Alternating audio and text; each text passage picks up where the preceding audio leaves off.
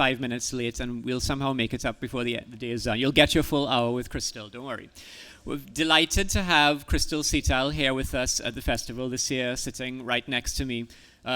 Krystal is, I guess I'd have to say, a Trinidadian American writer, because she's family roots in Trinidad, but currently based in the US. And she published her first book, Secrets We Kept, about a year and a half ago.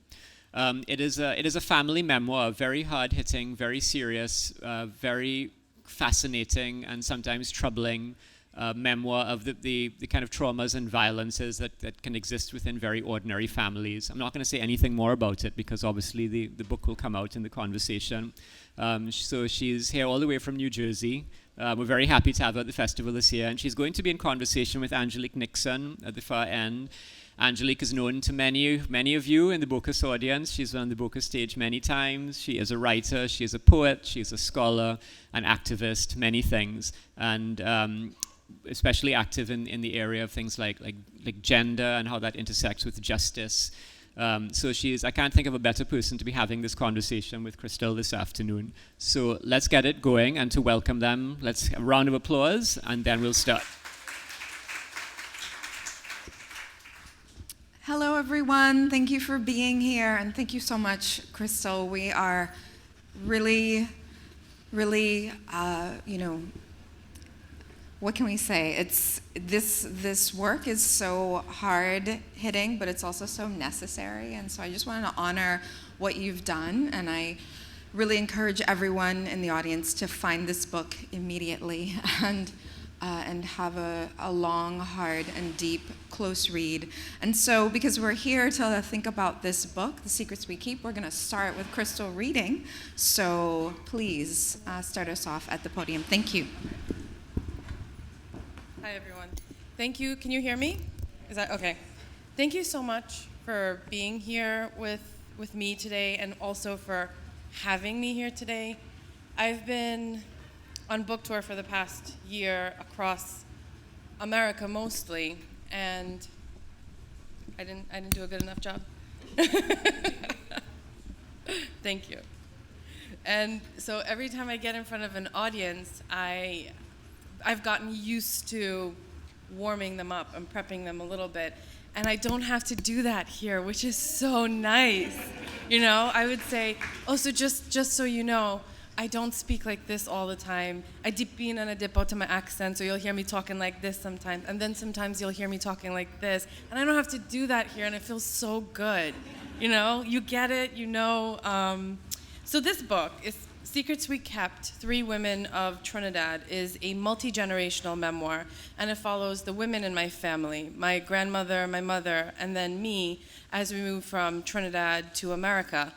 But it really centers on my mother as, I think, 7 or 8 years old, and this is where the book really opens up, witnessing a brutal scene of violence where my grandfather almost beats my grandmother within an inch of her life. And this is something that all of the children witnessed over and over again. So it starts there, and it starts because my grandfather gets sick, and he's incapacitated in the hospital after 3 brain surgeries. And I feel like after this, they feel like they can open up and tell these stories. So the book is told from 3 perspectives. Mine, my mother's, and my grandmother's, and it's told in first and third person. I'm going to read to you from my mother's section today from a chapter called Blows. My mother's name in the book is Arya, and my father is Dharmendra. They got to pick their own names, so they're very happy with it. Only 2 months had passed, but Arya and Dharmendra had transformed the place. There were now some doors and windows, lights, a toilet, fridge, sink. No more lugging bodily discharge out of the house in that godforsaken bucket. Once the grass started towering in the backyard and Arya could no longer see, she started to fling the contents of their bucket over the grass and somewhere beyond. "It had nobody to check up on me or anything," my mother says, laughing. "And if they go on looking and get stick up in shit, then they was looking for it. Is my house now, and I have property, girl." Their home was becoming comfortable. Arya was comfortable, enough that she took pity on her younger brother, Amrit, and his 16-year-old girlfriend, and offered them a place to stay for a while. A while turned into a week, then 2, 3, 4. Arya was downstairs at the stone sink scrubbing clothes against the washboard with her knuckles. The suds built around her arms, soaking her dress as well. She strung pants and shirts, nightgowns and sheets on the lines, clipping them with wooden clothespins to dry. On such a hot day, she knew everything would dry quickly. Her belly had begun to show. Her gait had changed, and she could no longer hug the basket in front of her as she liked, but instead fastened it to her hip. As she was walking upstairs to change into dry clothing, her brother and his girlfriend skipped down the stairs, giggling. They were going to a bazaar they'd heard about through the grapevine. "Dharmendra don't need help on the house, Amrit?" Arya asked. Karen pouted, and Amrit shook his head. They were off. Upstairs, she passed by the room that was to be for her child. Arya jiggled the doorknob and tried to get in. Amrit and Karen had installed a lock in their house. "Damn it, Amrit," she said. Footsteps sounded on the back staircase. Thinking it was Amrit returning for something he forgot, she said, "Amrit, why you put a lock on this door? You had no right." When Dharmendra's voice was the one to reach her ears, Arya knew he'd seen them leave. She walked away, not wanting to deal with her husband's anger, despite how right he might be. They stood in the middle of the narrow corridor that cleaved the entire second floor in two. She saw how Amrit's reluctance to help with something as easy as setting cinder blocks had rankled Dharmendra. He threatened to kick them out. Arya leaned against the wall and placed her hands on her belly. At 4 months pregnant, her belly protruded round on her slim body. "This mother ass, how long you go eat off me, Arya?" "Dharmendra, watch your mouth about my brother. He's a nasty, ungrateful son of a bitch. He ain't eating and drinking off me no more." Dharmendra, ever irrational when enraged, wouldn't calm down now. Arya suspected he'd even had a few drinks in him already, as he was wont to do when working on the house all day on the weekends. She stripped as she walked past him, long and loud. Irked by his wife's blatant disrespect, he grabbed her and shoved her back into place. "What the ass wrong with you? You mad or what?" She flared up at him already with a torrent of vituperations. He cracked a blow to her jaw. Her head ricocheted off the concrete wall. Black splotches stained her vision. Her sight blurred, her knees buckled. Instinctively, she cradled her belly. Arya fell on her side. Dharmendra turned and left. She lay on the cold, dusty floor and heard the slap of his leather slippers hitting his heels as he walked away. Here, in this very place she had fallen in love with, Arya now knew intimately every creak and rumble. She heard the laundry bellow, then stop as he broke through the wet sheets hanging on the clothesline. He sauntered over a carpet of lush grass at the back of their house, and she heard nothing for a minute. Separating their house from his brother's was a tongue of gravel, the same path she often crossed to gossip with her sister-in-law next door. Through the gaping holes in their walls where windows had yet to be installed, the gravel crunching beneath his slippers reached her on the second floor. It was so quiet where they lived, where the humming of a bird's wings could easily be heard through an opened window. But today she found no comfort in the quiet of nature's melody. Arya wondered if he was going to his brother's or the rum shop down the street. Would he return? Would he gather her in his arms, kiss away her tears, promise to never do it again? She'd never told him about her father beating her mother, and he'd never been violent before. Why now? "Chris, child, me never tell him nothing about Rebecca getting licked so, my mother tells me. Didn't want to plant no seed in he head to beat me too. Plus, you never supposed to talk about them things back in the day. I tell myself, Chris, no man go ever put his hand on me as long as I have life in this body." The rumble and thump of the loose cesspit cover ground below his weight as he crossed their yard into his brother's. Prana, the eldest Sital sibling, said, "Hey boy, come. I go meet you in the front. What you want to drink today?" Already 6 in the evening. It was time for their routine fraternal drink. Arya slapped the floor with her palms and blinked the tears from her eyes. She rolled onto her back and lay supine. The grooved plywood ceiling Dharmendra had recently installed swam before her eyes. Getting up, a pain pulled on her right side. She kicked the front door, but it didn't budge. She leaned against the walls, the coolness quenching the heat in her body. Looking down at her belly, she cradled it in her hands. "We did just find out you was a girl child, Chris," my mother tells me. "I wasn't bringing you into a world where you go watch your mother get beat up like me." Arya slid back down to the floor. The impact of her butt hitting the ground jolted her. She clapped a hand to the back of her head, the other palm never leaving her belly. His hand cutting through the air replayed over and over in her mind. No remorse, no reaction. His laughter traveled up to her ears. He laughed louder. It became deafening. Arya tore at her hair, scratching her ears in the process, drawing blood. No more waiting. He was never coming back, not to do what she needed him to do. She pulled herself up. Perspiration beaded along her upper lip and between her swollen breasts. From the veranda, she watched him. Shirtless, he sat on the low wall in his brother's front yard. They exchanged something. Dharmendra flung his head back and laughed. Both his hands were on the wall with him, supporting him from tipping over. A bottle of beer sat sweating beside him. To get to the back of the house took less than 30 seconds. At the back door, she looked through a pile of wood, but did not find what she was looking for. Downstairs, she spotted a piece of 2x4 in a corner. The one she selected had been varnished carefully by her husband's hands, no doubt for the bed he was making them. She tested it by slapping it into her palm. It was solid. Arya walked through the clean laundry, over the cesspit, and around to the front of the house. Nissi, her sister-in-law, was in the kitchen, adding the finishing touches to dinner, something Arya would have been doing herself on any given day. Giving them a wide berth, she approached her husband and his brother from behind.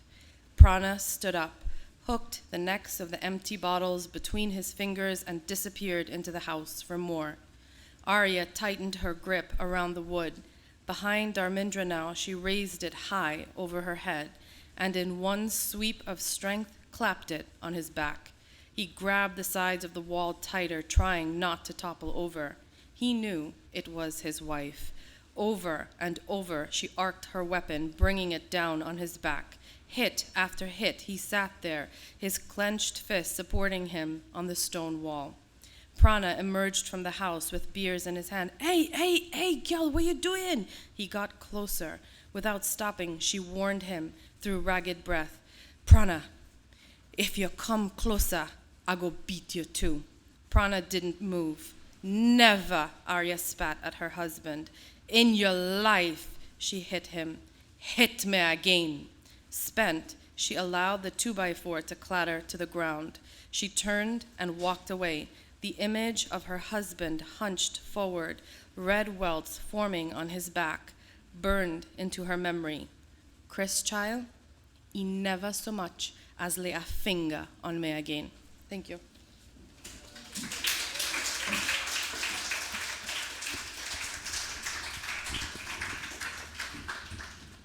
Thank you for that beautiful reading. So I have many questions, but because you read that scene, I thought we should first talk about what does it mean to represent historical and family violence, generational violence, and gender-based violence. Too many of us have been raised up in violence, and we all know how much family and generational violence come out of or really is exacerbated by colonial and historical violences. I'm a survivor of child sexual abuse. I'm a survivor and witness to domestic violence in many homes that I grew up in, and I know that I'm not exceptional. So many of us in this room have experienced that, and the difficulty of talking about it. For me, there's something that I've experienced is the risk in talking about it. When you talk about family secrets, when you talk about violence that's happened in our families, in our homes, there is a risk, one, being shunned by family, experiencing stigma, and in my experience also being ostracized from family. And so I thought because of that, this particular scene is there's so many dimensions and levels to it. But I wonder if we could start there and talk a little bit about what does it mean for you to do this kind of revealing, these telling of secrets through your mother and through your grandmother's stories, and how has that been, that experience for you? What has that risk been like? How have you managed it? So we're just going to start heavy, is where we're going, right?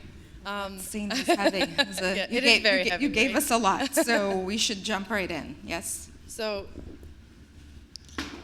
I wrote this book precisely because of what you said. It's not a unique story.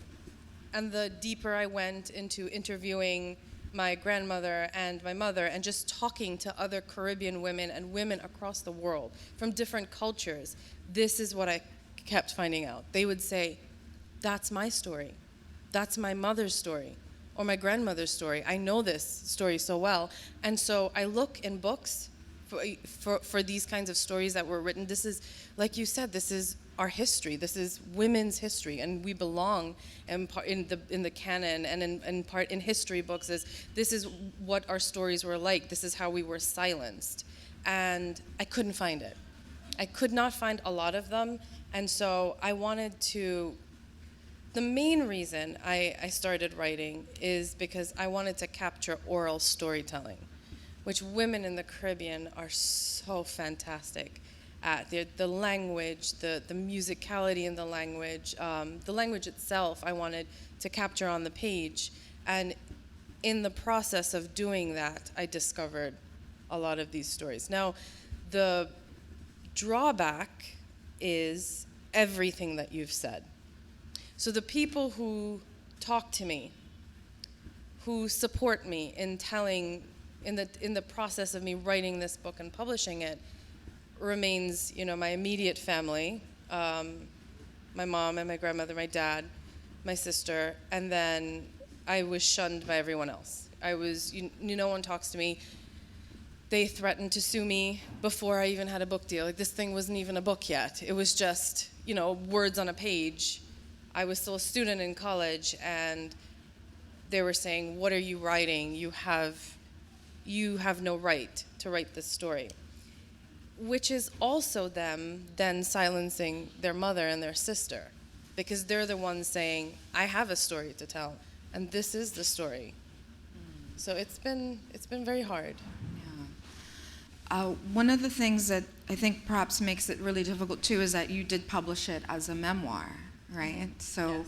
When we think about that, because there's definitely a rich and long history of Caribbean women writers telling stories through fiction, through poetry, raising these issues around gender-based violence and historical violence. But when you delve into a memoir, when you write something that is going to be read as, well, this is a part of my family history, there is something different that happens. And so maybe can you tell us a bit about that process of what it was like for you, your decision to write it as a memoir and as opposed to fiction? Because certainly you could have done the same kind of telling but changed things enough that it would be fiction.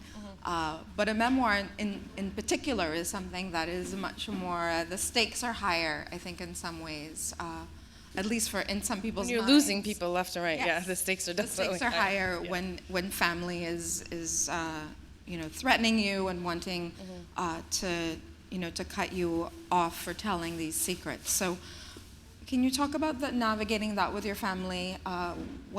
You went through it, you made the decision, and you published it. So tell us about that process and what kept you going through that. Well, it took 10 years for this book, from the minute I wrote the first sentence to the time that it hit the bookshelves. It took 10 years. So I'm going to try to remember. I started writing it as fiction because I didn't know what memoir was at the time. I was 21 years old, and I was writing this story because it was told to me. I hadn't asked anyone. I think the memories started coming up for me too because he was sick and they were whispering and they were talking. And so I started thinking about the stories that they did whisper and talk about. And I started writing from my own memory what my mother had told me.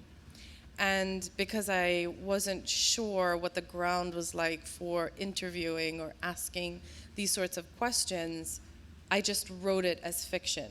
But everything I wrote was true. And then there's a moment where we know he's not coming back. He's never going to be the person that he was. My grandfather I'm talking about. And my mom and my grandmother are just, they're his primary caretakers at the time. And I ask her a question, I ask her why exactly, I'm trying to remember the exact question. So why does my grandmother want my grandfather dead? And that opens up a completely different world, and she's able to go into this story. And so the more I learned, the more I thought, well, maybe I can tell it in its true form and then just slap fiction on the cover. And then I found a teacher of memoir. I just stumbled. She happened to be my advisor, and she was a memoir writing instructor. And she told me about publishing this and writing it as nonfiction. And I thought, sure, well, I'll try it. I'll see how far it goes. And it went the entire way, and I was so wedded to the process. But had I written it as fiction, it would have been so much easier. Would have been easier, right? Well, I mean, there's something about navigating in memoir even, right? Because you are the writer, and you are channeling and using your mother's and your grandmother's stories.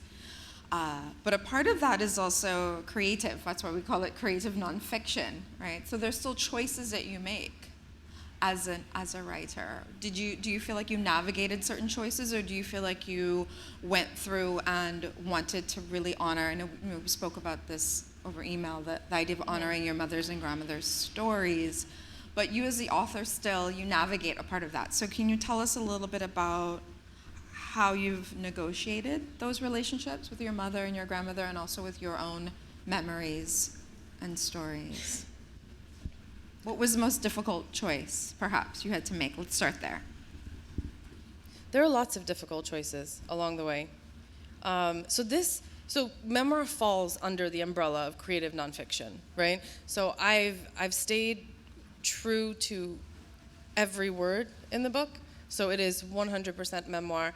The hardest part of writing it was the self-exploration, was to understand that this man, who I had such a wonderful relationship with, could do such horrific things to the women in his life, and I didn't know about it. I was his favorite grandchild, and this was known, the entire family. He had over 20, maybe 30 grandchildren, and I was his favorite, and I loved that attention, and I thrived on that attention. So as I'm writing the story from their perspectives, I want to be loyal to them, but I also want to be loyal to the memories that me and him created together. But it felt so false because it was such a betrayal of who he was. And so that was the hardest part for me personally. Now, the hardest parts in the writing of the book, and the reason it took as long as it did, is because I'm juggling essentially three main narratives. And I'm juggling this and interviewing them, my mom and my grandmother, while they're taking care of this man. And now these horrible memories, I'm digging and excavating these horrible memories, and they're telling them to me. So then, how does that affect them mentally? When do I stop? So there's this one moment where my grandmother's on the phone with my mom, and she says, she's taking care, he is in the apartment with her, and she says, the knife, it right in the drawer, it right there. And so I thought, okay, I need to stop. I have to stop for her sake, and however long this book takes, it's important, and I understand that, and they understand that, because they're telling me the stories, and they know that I want to publish it, but they need self-care too. What I have to ask then, so what was that process like? Did your mother or grandmother at any point seek therapy or counseling or anything to help them get through that process? So they're very old school. They're not, no. Therapy didn't come into play, unfortunately, and I think it would have helped a lot. Yeah, but in some ways, the telling itself can be a part of that care and that release, the releasing of those stories. And so you had to pause at those moments and initiate some kind of self-care with them. Which is usually in the form of cooking, and that's why there's so much of it in the book. Yeah, I was going to say that the descriptions are so beautiful around the rich detail about what happens in places like the kitchen, right, and yards, and the lush description of the landscape. Maybe we can talk a little bit about that and then open up. I'm sure people have questions. Yes? Do we have questions yet? Okay, wonderful. So I wanted you to talk a little bit about place and space. There's something difficult around navigating multiple spaces when you're telling such an intimate story. And so I wondered if you could talk a little bit about the settings, thinking about the place of Trinidad and the place of migration, and what did you want to happen there? What happened? What choices did you make, you think, rather organically, what just happened because of the story? And what choices, perhaps, as an author, you wanted to make sure was there in this book, in this memoir? I wanted Trinidad to be a character. That's really, from the minute I started writing, I love writing place. I really do. And writing home, I grew up here, writing that was easy because it has always been so alive to me and obviously to my mom and my grandma. So having them retell me about the place, what it looked like when they were growing up. So the subtle changes, unfortunately, there were subtle changes. And, me having grown up in those same places helped a lot. So I took my time with Trinidad. That's where I really took a lot of care, and I love this place, and I hope that comes across in the work. And I really wanted to juxtapose the violence with the beauty of the island, because foreigners have this idea of what paradise is like, right? And that's all that they see when they look at islands a lot of the times, and I wanted to go much deeper than that. And also, I wanted to juxtapose the beauty of Trinidad with the cold, gray space of New Jersey. And New Jersey can be very beautiful. It is. I do love the home that I live in now also. But in the time space that it's taken, that it's told, it is cold and it is gray, and I wanted to show that. Yeah, and I had another question about space, but we can come to it. I really want to open up. I'm not sure about who's our timekeeper. Are we good? Okay, great. So I would love to open up to the audience and hear some questions, and then we can continue our conversation. Please. And can we get a time check? Oh, it's 2:35. Okay. 3:35. Okay. 3:35. Okay, Andre? Hi, afternoon. Thanks very much for sharing your work, and thank you, Angelique, for your experiences that you've shared as well.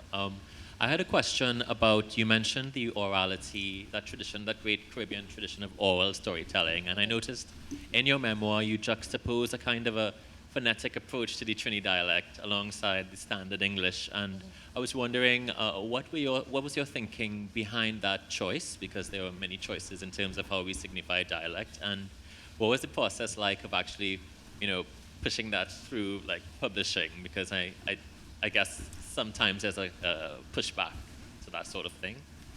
So the choices that went into it, there were a lot. I don't know if I can focus on one. I'll try. I learned from writers like Zadie Smith and Zora Neale Hurston, and what I really wanted, my thinking is that if I was writing this to give women their voices back, how could I then take away their voice by not including the language in the book, the very lines that they spoke to me as they told me the story? So I knew that I had to include the language and their very words. So that was really important. I wanted people who speak the language, the dialect, the Creole, however you decide to define it. I wanted people who were speakers and who were familiar with it to be able to read it and immerse themselves without feeling like I was preaching to them. While at the same time, I wanted an American, like a Western audience to be able to say the words out loud and have fun with it at the same time. So it was kind of a very tight balance for me, but that's what I wanted from the work. Interestingly enough, there was no pushback. Every step of the way, and I wondered, I was expecting it, I was prepared, I was ready to fight back. I really was. I had armed myself with so much. You know how we have these conversations in your head a lot, and you have the fights, you know what the other person's gonna say, you know what you're gonna say back. I had all this stuff ready, and no one said anything, not once, and I was shocked. Questions? Yeah, please. I think it's really interesting that you chose that particular passage to read, because when I describe your book and discuss it, as Marina knows, I always quote that particular. And it's funny because I thought in my mind that he was drinking stag, that your dad was drinking stag, but it doesn't actually mention it. But it's so alive in my mind. I'm imagining this. It was stag. It was stag. I was right. Okay. And I'm not doing any product placement, by the way, even though and I do work for Vance McCallum. No, full disclosure aside. So I'm really glad you chose that, because there's something so triumphant about it and so F-off about it. And you start off, your grandfather's terminally ill, and you described growing up, and how he would take you to the fruit trees, but he is exiting. And I think it would have been fair to say that by the time the book is published and read, he wouldn't see it. But your dad's still around, yeah? Mm-hmm. And he doesn't look good in that passage, in that really powerful passage. Your mum comes across really brilliantly as the kind of mum we all want to have. And yet there's no doubt that you're writing that you love the man. There's no doubt about that. You're not vilifying him, you're not turning him into something. But I imagine that there's a good chance that he will see those words in print that don't show him at his best. The first part of my question is, how did you feel about that? How did you overcome that? And this is not about judgment, this is about how did you muster the courage to do that? And what is it that really compelled you to write and describe this story? When you were writing, was it a very personal thing, or were you rooting your personal circumstances in a desire to get a greater, wider social movement? What was it that compelled you? To write the overall story, or just that section? The overall story. Okay, so I'll start with the dad question first. Okay, that seems a bit more manageable.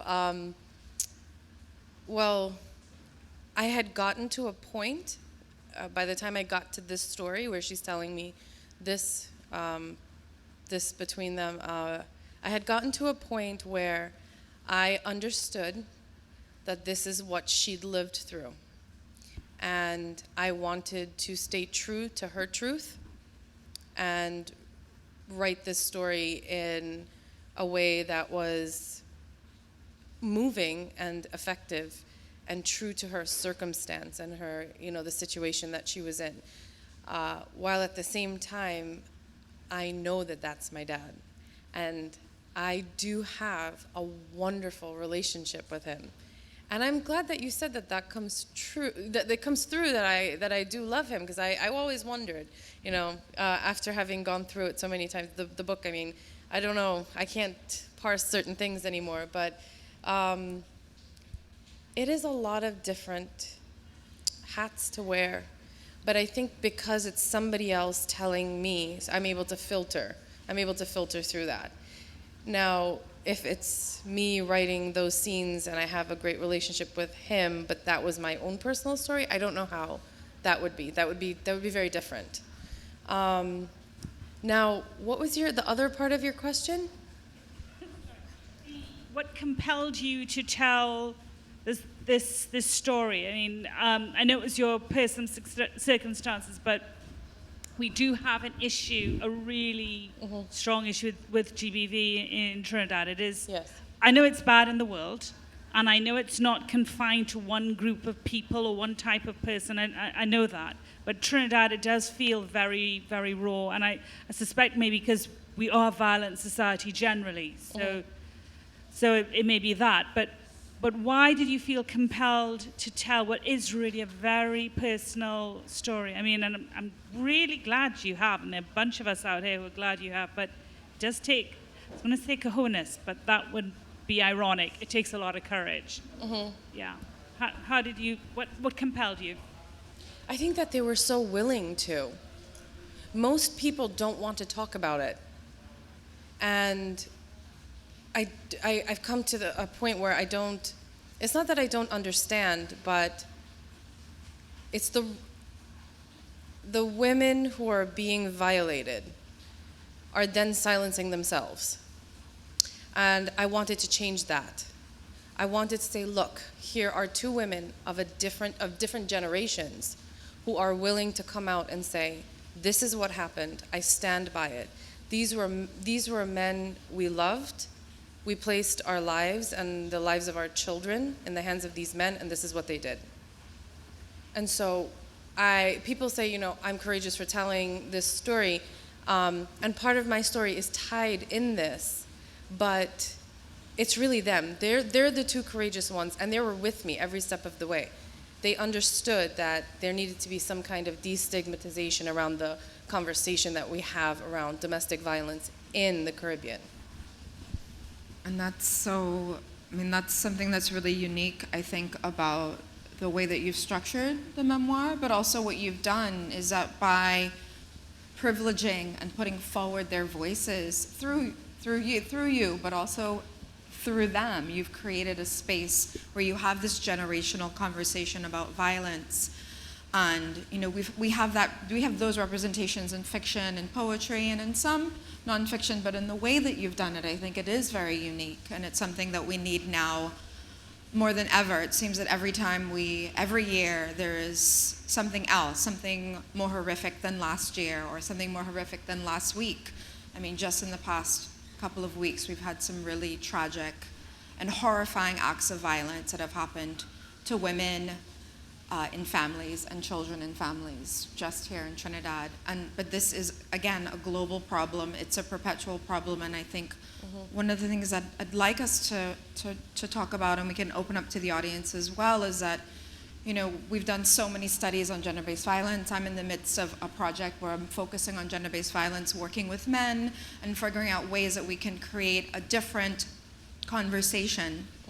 And the challenging part is to recognize, one, how normalized it is in families, and two, how do we then talk about it? How do we heal? How do we process? And whenever I talk about issues of gender-based violence, I always say, one, we have to remember we are raised in and around all forms of violence. We come from very traumatic, colonial, historical violences, and we've done nothing yet to really heal from that. So how do we expect that we would raise our families and be in relationships any differently? We haven't equipped ourselves with the tools, and I think one of the things I say over and over again is that we must find those spaces of healing. One, in sharing stories like what you have done in your work, and doing it as much as possible. So thank you for that. I think we have another question. Wonderful. Thank you very much. I think taking off on your last discourse, and also Dr. Nixon's processing in terms of, one, the very honorable thing to do to actually commit yourself to say this is a memoir. So this now establishes you from being fiction to fact.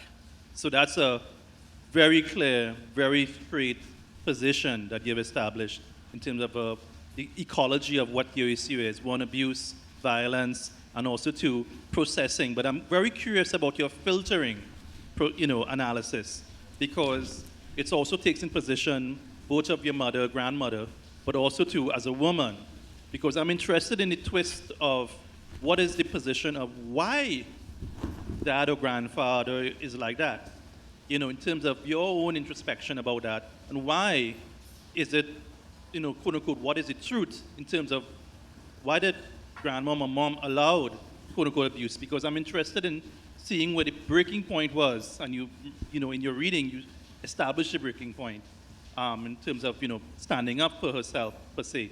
But what I'm concerned is how that filtering, as you went through the process of the interviews and documenting it, and also your own self-reflection, because we're looking at a post-World War society. We're looking at how abuse is and how power in terms of gender relations is negotiated, especially within the East Indian family, per se.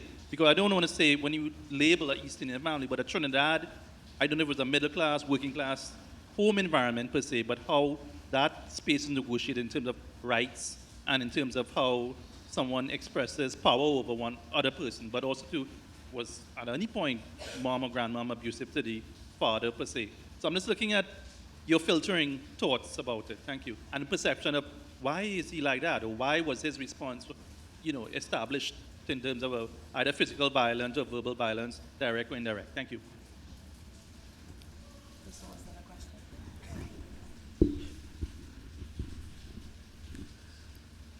Should we, sort of a question, yes. Okay, so thinking about, yeah. So are you asking about what I chose to filter?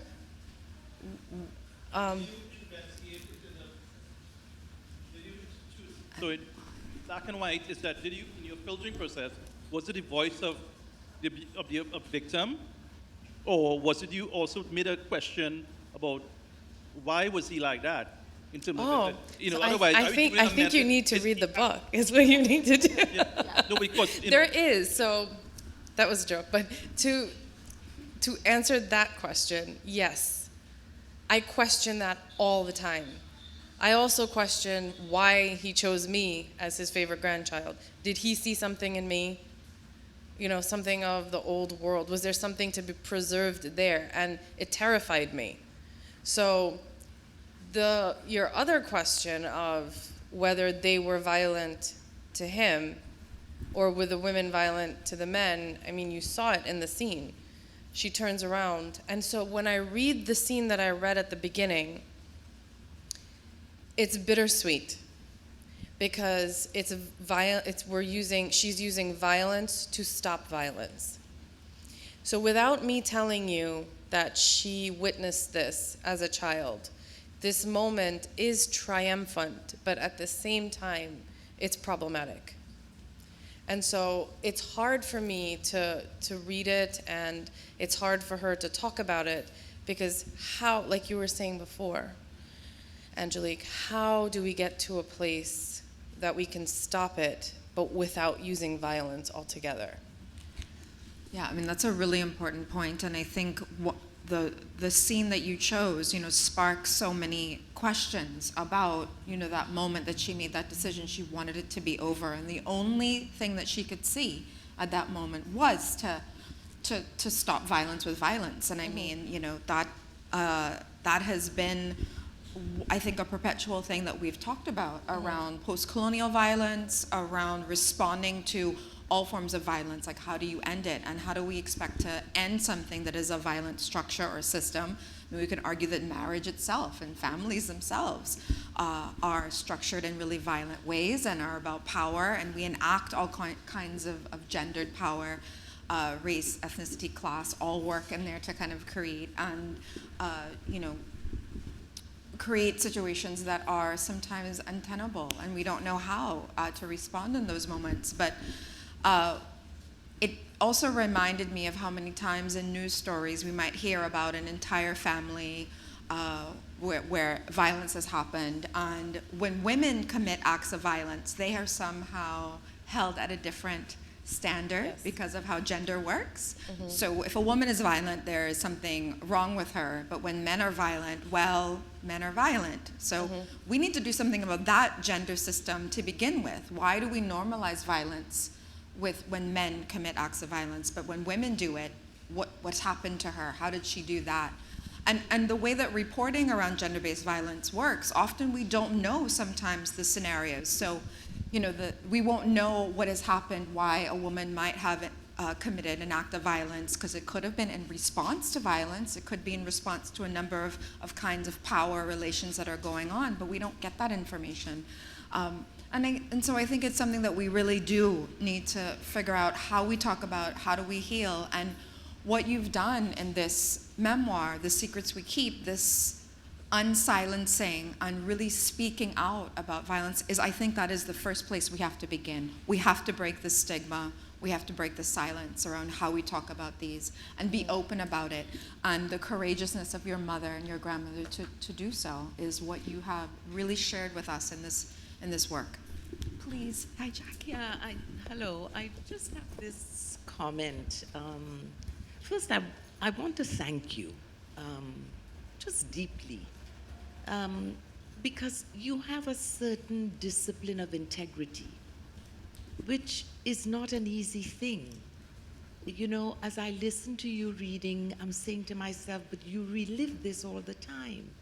Because one of the things about violence is that the person who is violated feels as though she's being violated again and again, even when the physical trappings are not there.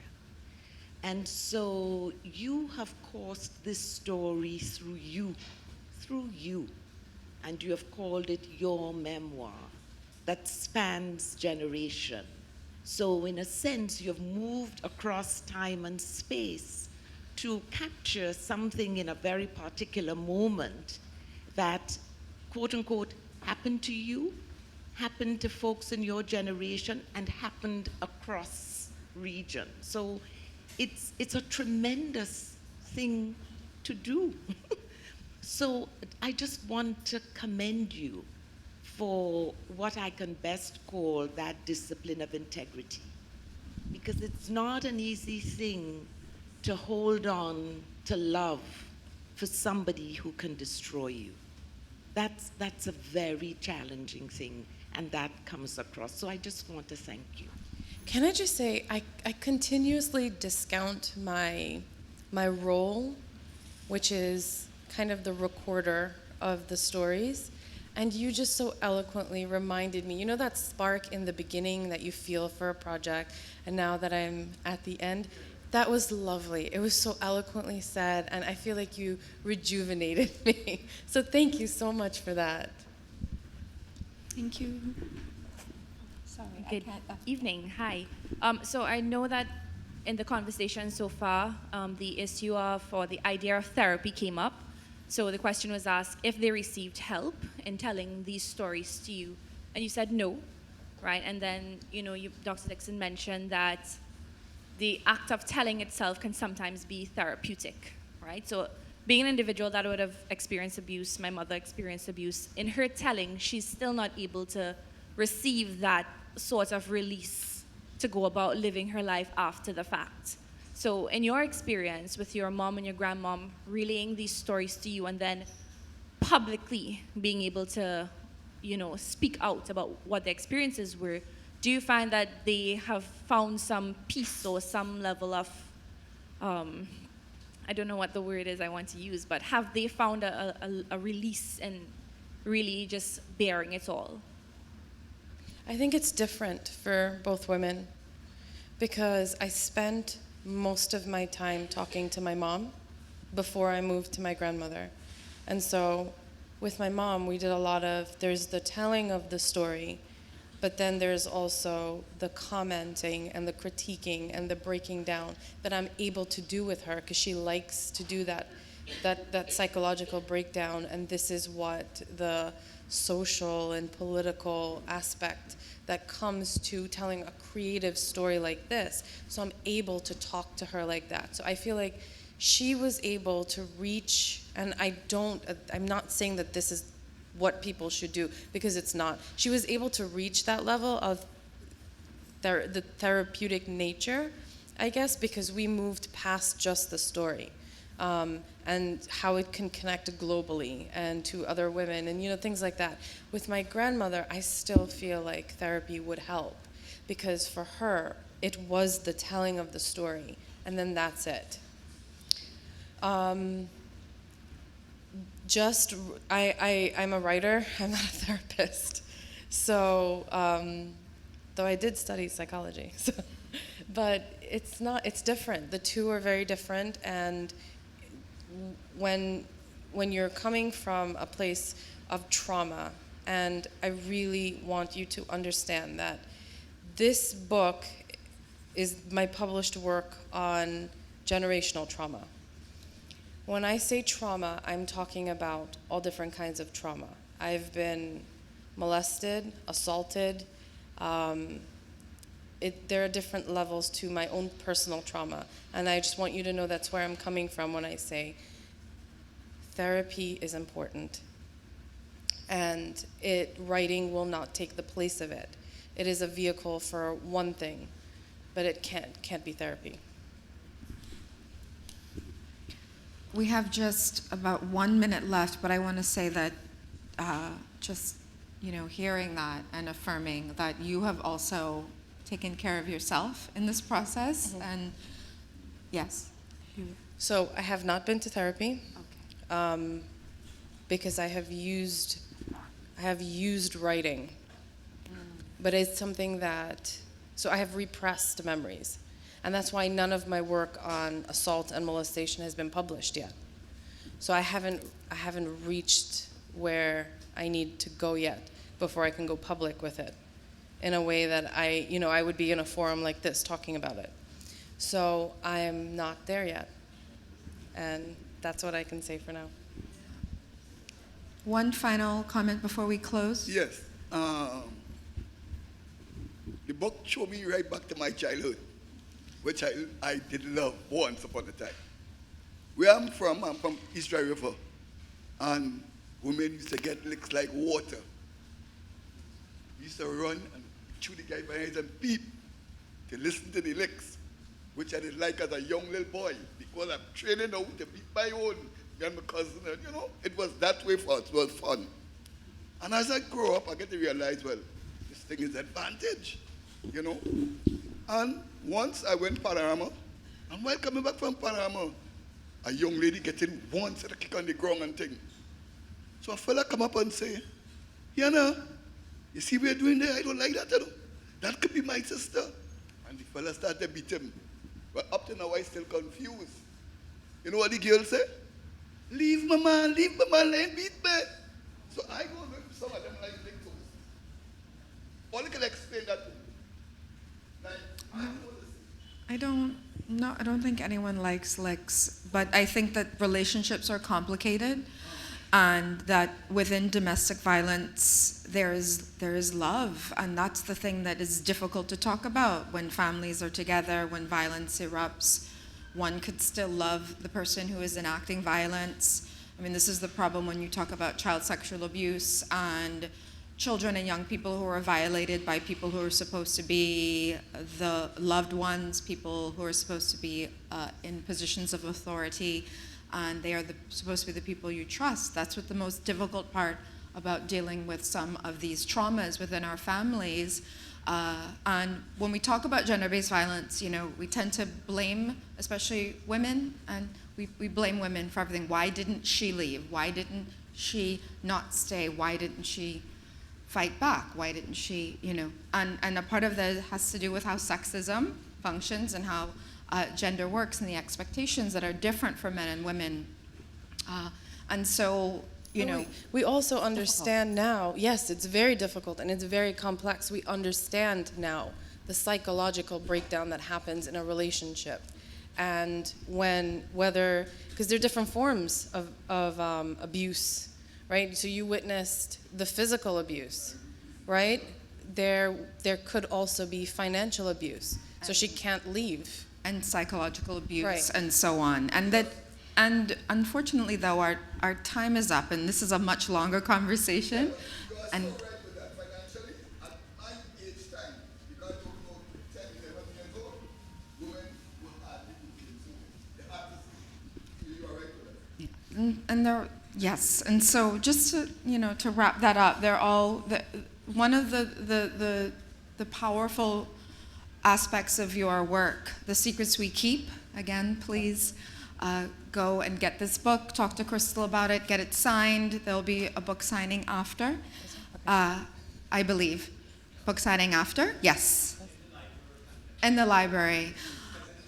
Because it's raining outside. So please get Krystal's book, talk to her about it, get it signed. But one of the most powerful aspects of this book is teasing out those really complex, difficult family relationships, understanding the whole range of reasons how and why violence happens in families that are also in the context of our larger historical regional violences that we are a part of. And so, but also those really complicated tensions of how love can still be there and how people navigate and negotiate those. And so I want to close by saying thank you so much, Krystal, for this powerful work.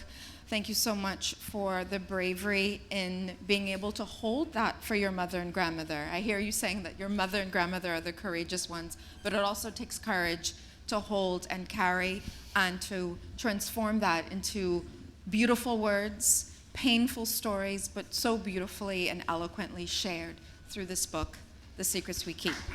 Thank you.